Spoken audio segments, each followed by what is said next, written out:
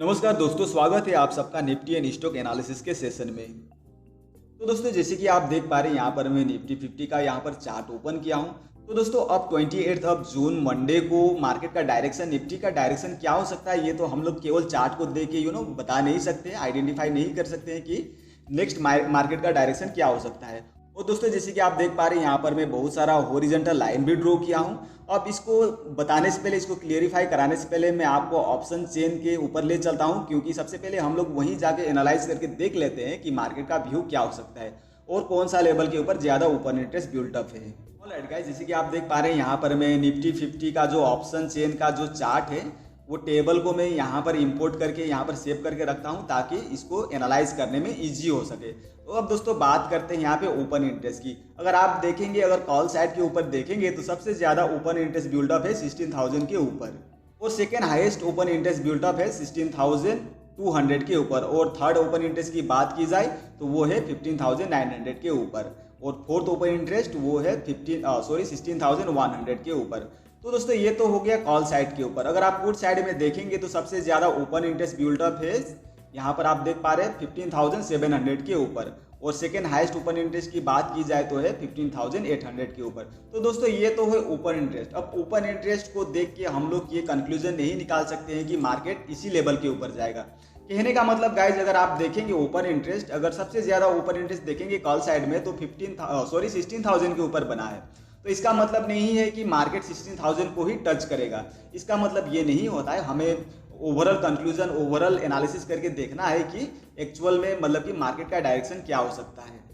ये तो है ओपन इंटरेस्ट। तो दोस्तों और बात की जाए अगर वैल्यू की टर्म में देखा जाए तो सबसे ज़्यादा वैल्यू अगर आप देखेंगे तो 15,800 के ऊपर है, और सेकंड हाईएस्ट अगर वैल्यू की बात की जाए तो वो है 15,900 के ऊपर।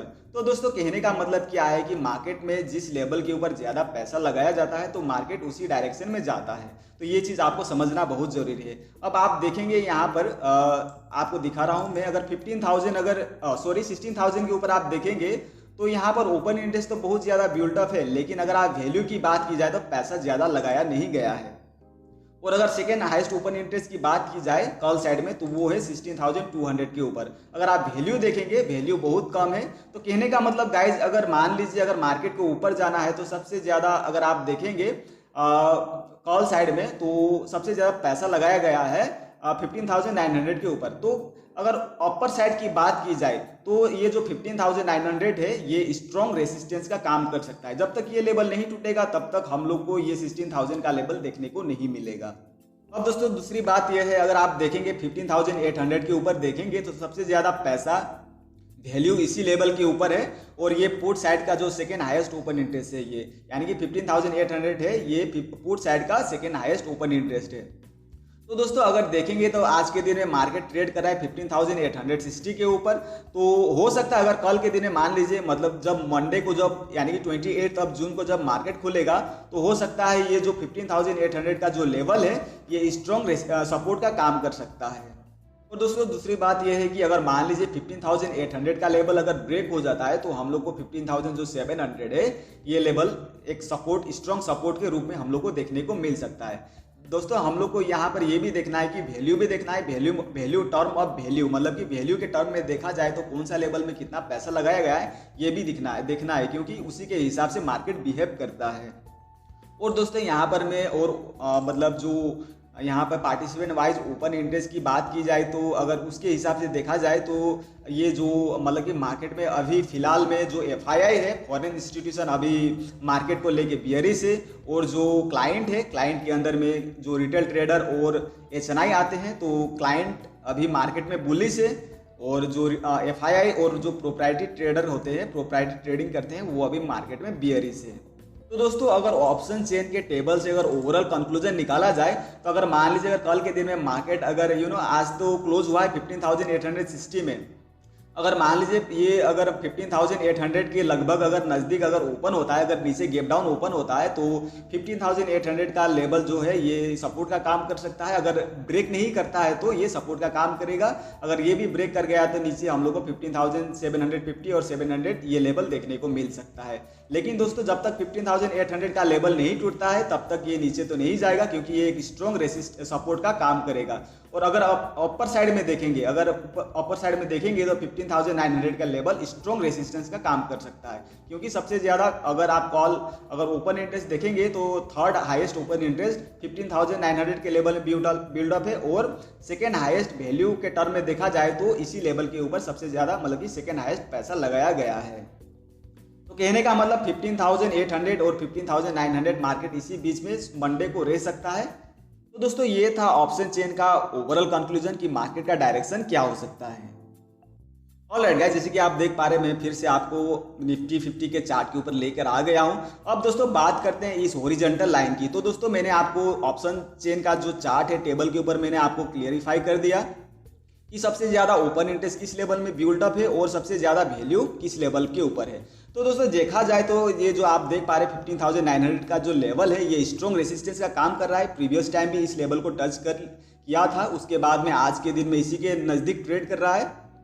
तो दोस्तों ये जो 15,900 का लेवल है ये स्ट्रॉन्ग रेसिस्टेंस का काम कर सकता है। अगर आप नीचे की ओर देखेंगे, नीचे के डायरेक्शन है जो 15,800 का जो लेवल है, ये लेवल में सबसे ज़्यादा पैसा लगाया गया। हो सकता है अगर मंडे के दिन में 28 अब जून को अगर मार्केट खुलेगा तो इसी के लगभग आसपास ही खुल सकता है। तो दोस्तों जब अगर मार्केट 15,800 को ब्रेक नहीं करेगा तो मार्केट इसी बीच में ट्रेड कर सकता है, 15,900 और 15,800।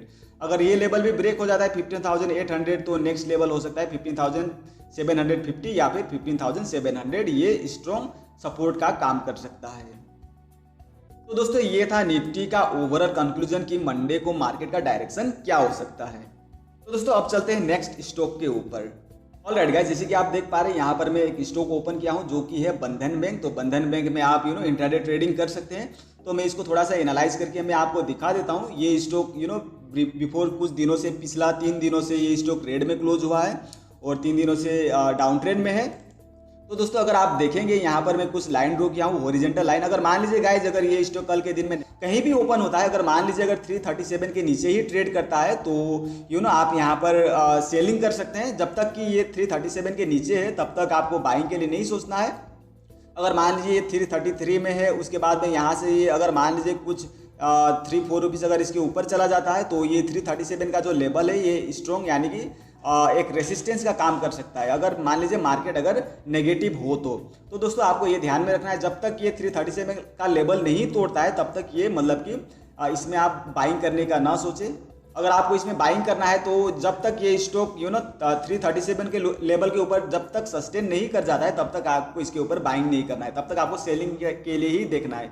अगर दोस्तों ये कल के दिन में अगर मान लीजिए यही 330 यानी कि 33 के मतलब कि इधर इर्द गिर्द ही अगर ओपन होता है मार्केट, तो अगर मान लीजिए लेकिन अगर 335 के लेवल को ब्रेक नहीं कर पाता है तो आप यहाँ पर 326 का आपका टारगेट हो सकता है। मतलब कि अगर मार्केट नेगेटिव रहा तो 326 का लेवल आपको एक मतलब कि एक टारगेट आपको यहाँ पे मिल सकता है।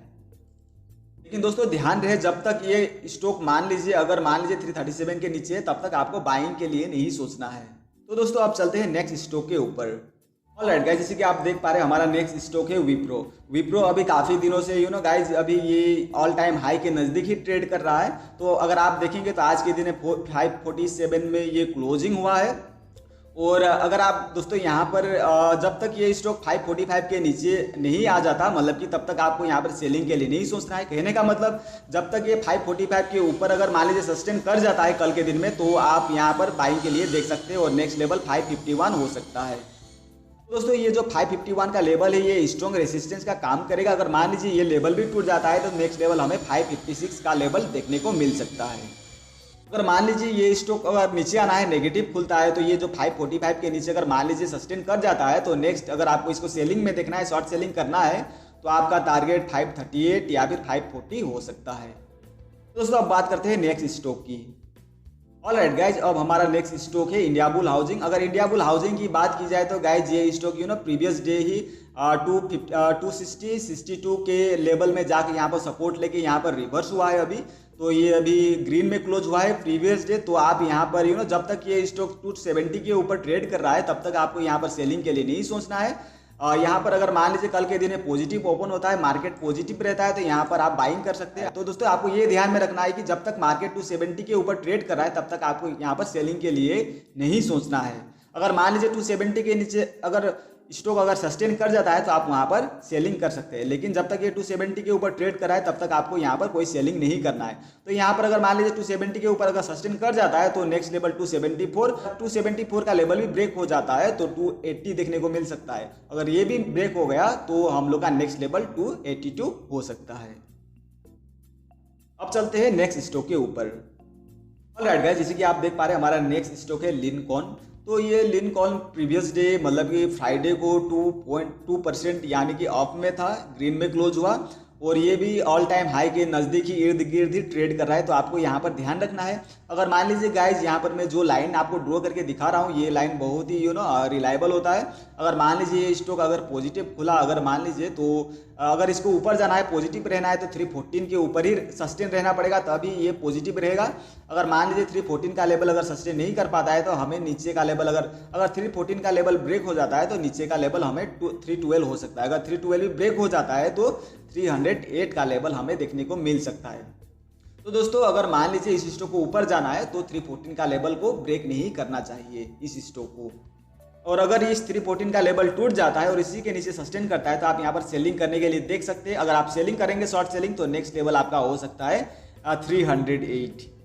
दोस्तों मैंने जितना भी स्टॉक आपको यहाँ पर शेयर किया, जितना भी स्टॉक को एनालाइज करके दिखाया, अब इस स्टॉक में आपका स्टॉप लॉस और आपका टारगेट कितना होगा ये आपका रिस्क टू रिवॉर्ड रेशियो के ऊपर डिपेंड करता है। तो ये आपको ही डिसाइड करना है कि आपका रिस्क टू रिवॉर्ड रेशियो कितना होना चाहिए।